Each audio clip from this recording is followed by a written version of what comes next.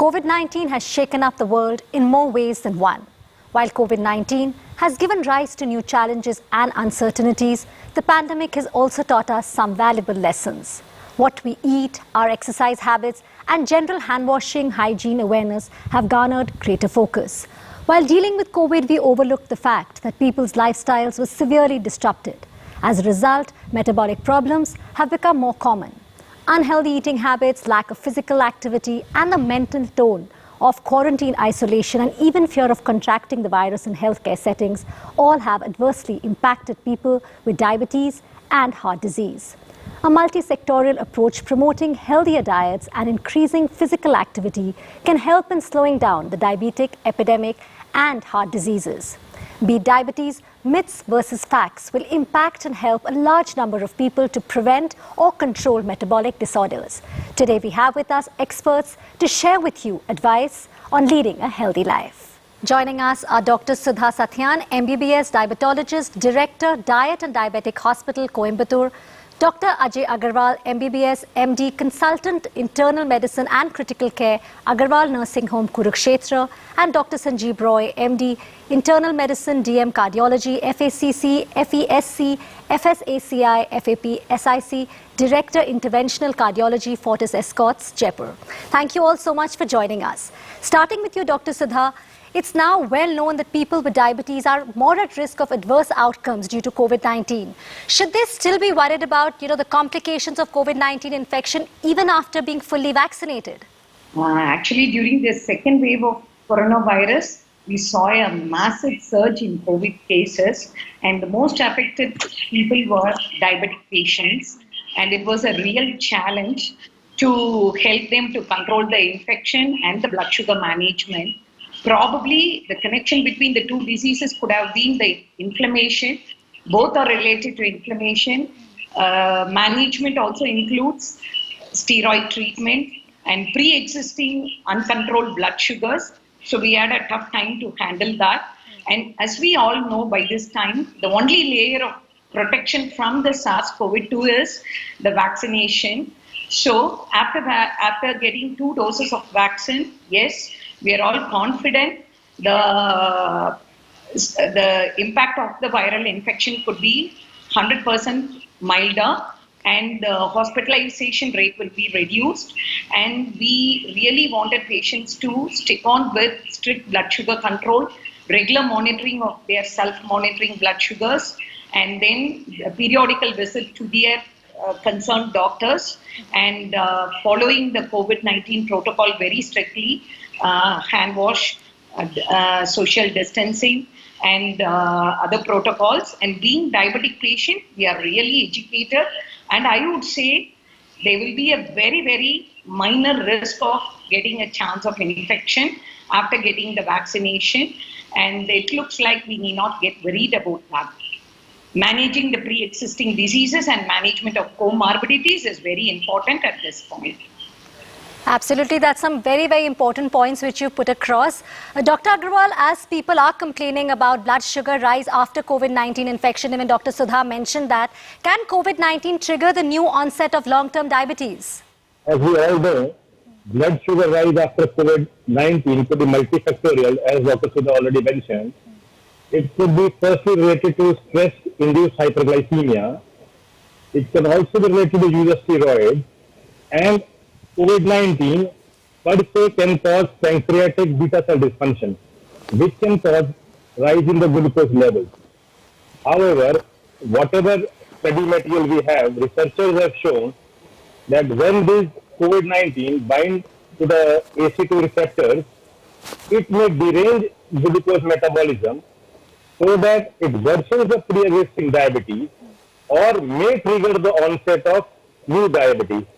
However, further studies are required to confirm this, and as we all see, after COVID-19, we are seeing many patients in the OPD who have worsened their sugar levels. So further data would be required to say whether COVID-19 causes new onset diabetes. Okay. Yeah. Okay. So, Dr. Sanjeev Roy, just want to come to you here. COVID-19 infection aggravates heart damage. Can this damage, can it be reversed and a person can lead a normal, healthy life? COVID-19 infection do aggravate heart problems. In fact, it is also a cause of the heart problem. And the cause of heart problems are myocardial injury, which is often fatal in the acute phase. Other than this, we have arrhythmias, which are irregular heart beatings, embolism, both in the deep veins and the pulmonary. They may present as a heart attack. They may have pericarditis and myocarditis. Most of these complications, other than the myocardial injury, do recover, and myocardial injury often proves to be very fatal. Recent studies have shown in the MRI that there are myocardial injury where forms scar, and this might lead to heart failure and as well as fatal arrhythmias. But it's a speculation. In one of the studies recently conducted, which is called the Big 10 COVID study registry, this was done in the athletes. Most of the time, this myocardial damage was found to be reversible. So COVID, in other words, causes, itself causes heart symptoms, which most often time recovers. Does it worsen the existing heart disease? Yes, in some cases, particularly those who are having comorbidities like diabetes, hypertension, who are obese. It might worsen the pre-existing heart disease and may even prove fatal in some of the cases. Dr. Sudha, I would like to come to you here. The prevalence of diabetes is increasing due to multiple reasons. Can the 90-90-90 program, can this be the solution to this problem? Will it help to reduce the prevalence of diabetes in India? Yes, actually, the number of diabetics in India is increasing in a big way. Currently, we have 77 million people living with diabetes. And among them, also we have 80 million people who are pre-diabetics, who are really not aware of the existing situation.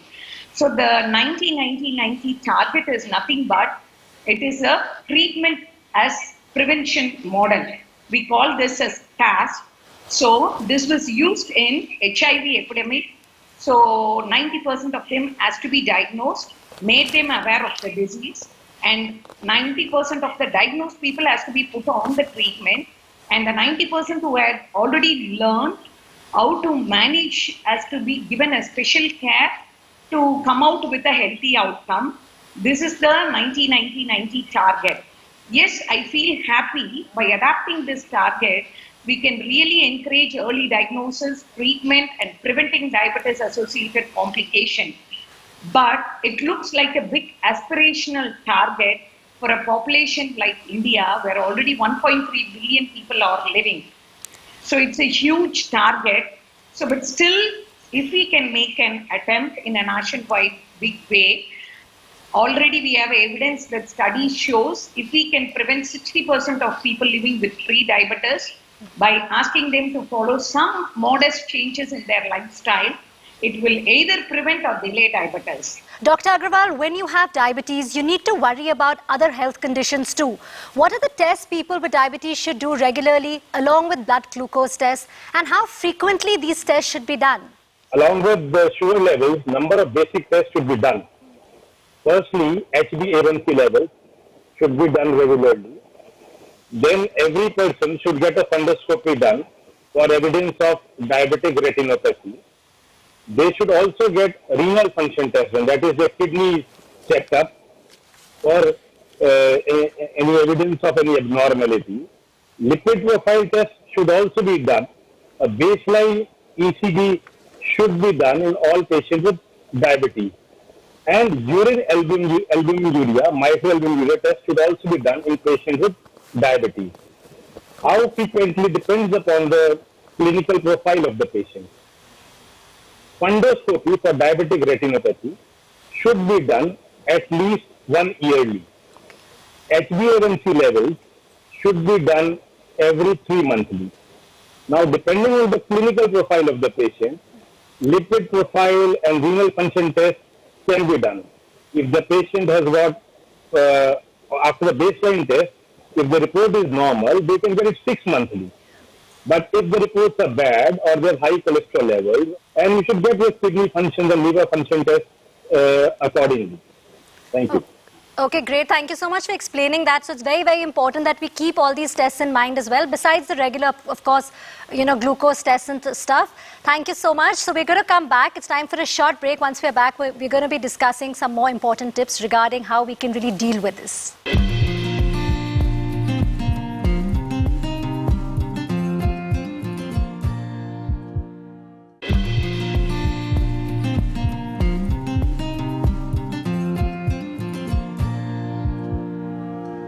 Welcome back. You're watching Beat Diabetes Myths versus Facts. Dr. Roy, the increase in sedentary lifestyles, unhealthy diet and alcohol consumption during the COVID-19 pandemic is linked with the risk of chronic diseases such as cardiovascular diseases. Which are those heart problems we should really be worried about? So as you rightly pointed out, the lifestyle was not as per, guided in COVID times, particularly in lockdown where people became more sedentary, dietary habits became unhealthy, and alcohol consumption had increased. Now, we know that these all lead to increase in the risk factors manifesting as heart disease. So definitely it doesn't come overnight, but the lockdown period in both the occasions, when it was the first wave as well as the second wave, were pretty long, extending to a couple of months. And the impact of the lifestyle, which results in manifestation of the cardiovascular disease, but it has a chronic manifestation. So we are yet to see, but we expect there is going to be a deranged metabolic status and hence increase in the atherosclerotic process, that is deposition of fat, resulting in higher incidence of cardiovascular disease. Also, not only this, even during the lockdown period, those who had some risk factors or were being treated for cardiovascular disease, they did not get the medications in time or could not consult their physicians. And as expectedly, the things might worsen in time to see that we need to keep a watch on that.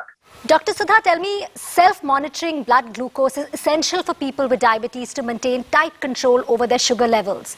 Their use, importance and frequently are different in type 1 and type 2 diabetes.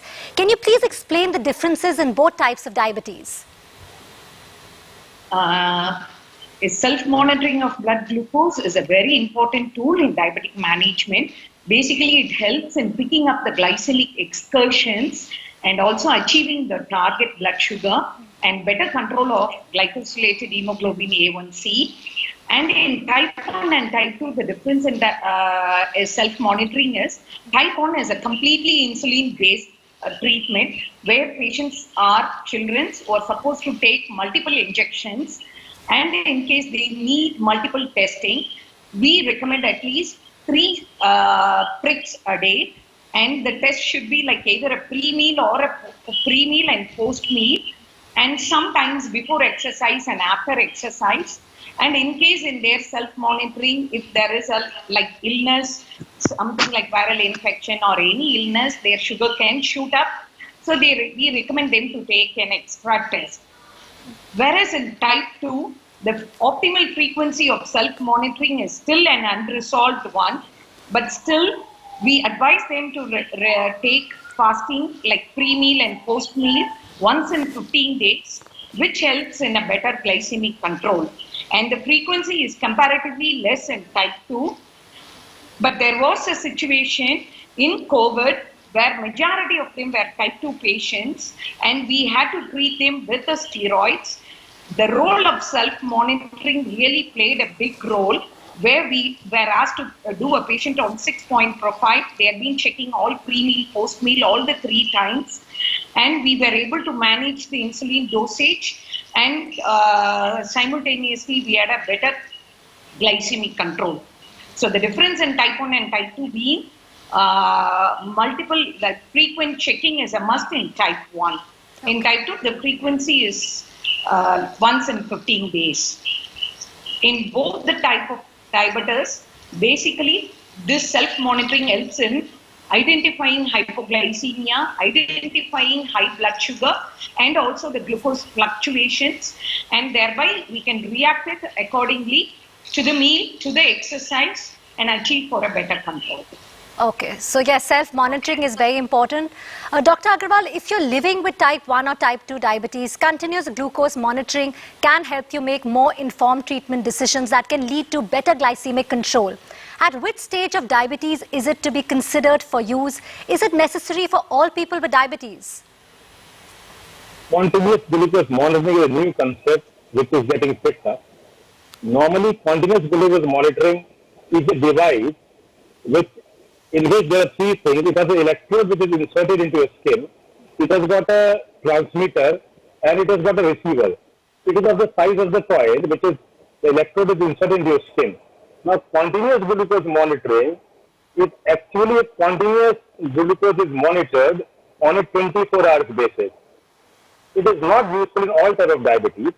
It is recommended in people who have type 1 diabetes or who have gestational diabetes or people in type 2 diabetes at a later stage when people have become insulin dependent. That is, it is recommended for people who require insulin.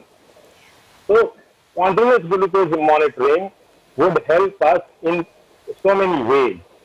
Sometimes you have spikes and sometimes you have fallen glucose levels at early hours in the morning, and it's difficult to find out at that time, early morning, what the sugar levels. So it can guide you whether you have got hypoglycemia unawareness or you are having hyperglycemia episodes. Also, it is very useful in managing your daily activities. Like once you have done that, once you have monitored your glucose on a 24-hour basis, you can get to know when are you getting hyperglycemia episodes and when are you getting hyperglycemia episodes. So you are able to manage your diet pattern very well. You are also able to manage your exercise. Suppose your exercise is too hard, you know that you are going to hyperglycemia. You can manage exercise routine, and also since you know that your insulin levels are increasing, you have got hyperglycemic episodes, you can maintain your insulin very well, insulin dosage very well. Also, it is used in children, and also it can be used in pregnant ladies who have developed diabetes, and it can be used at very late stages in type 2 diabetes mellitus, people who have become insulinopenous, that is, they are requiring insulin requirements. So it is right now, it is not recommended for all people with diabetes. It is required for people who are insulin dependent. Okay. And it's a good monitoring tool so that it helps us in managing our daily activities. Okay. Dr. Roy, people with hypertension tend to be concerned about physical exercise. You know, they're worried that exercise may cause an increase in blood pressure. Should they really be worried? Which exercises are safe for people with hypertension? It's a very interesting question.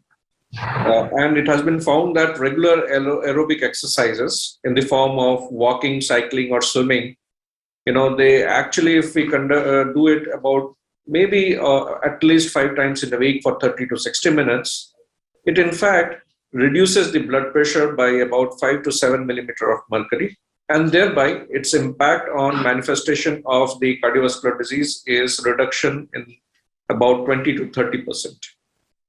And add to that a dynamic resistant exercise as well as flexibility exercise. All of this contribute to actually lowering of blood pressure.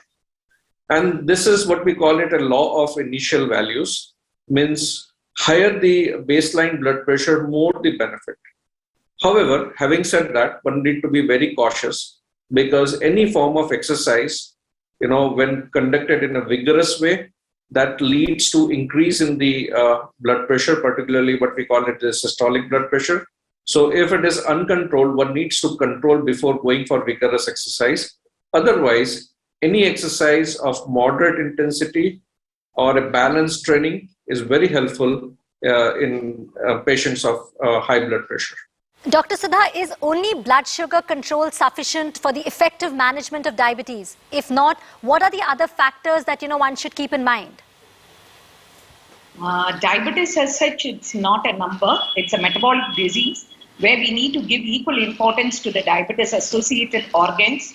For example, eye, kidney, heart, feet, and hence the associated parameters, strict control of blood pressure, control of lipids, and avoidance of alcohol and tobacco, and relieving the stress, healthy eating, like avoiding junk foods, and we have to really advise patients to intake more fruits, nuts, seeds, whole grain, and processed foods has to be cut down. So it's not only the blood sugar, and they have been advised to go for regular screening for heart, retina, kidney, and other parameters. So it needs sugar, BP, cholesterol, food habits, physical activity, and stress relieving. Everything is a factor to add on for a healthy living with diabetes. Thank you so much, doctors, for joining us today and sharing your expertise with us. So while we've really understood that screening is very important for prevention, but for those who are suffering from type 1 or type 2 diabetes, self-monitoring is key. Thank you so much for watching.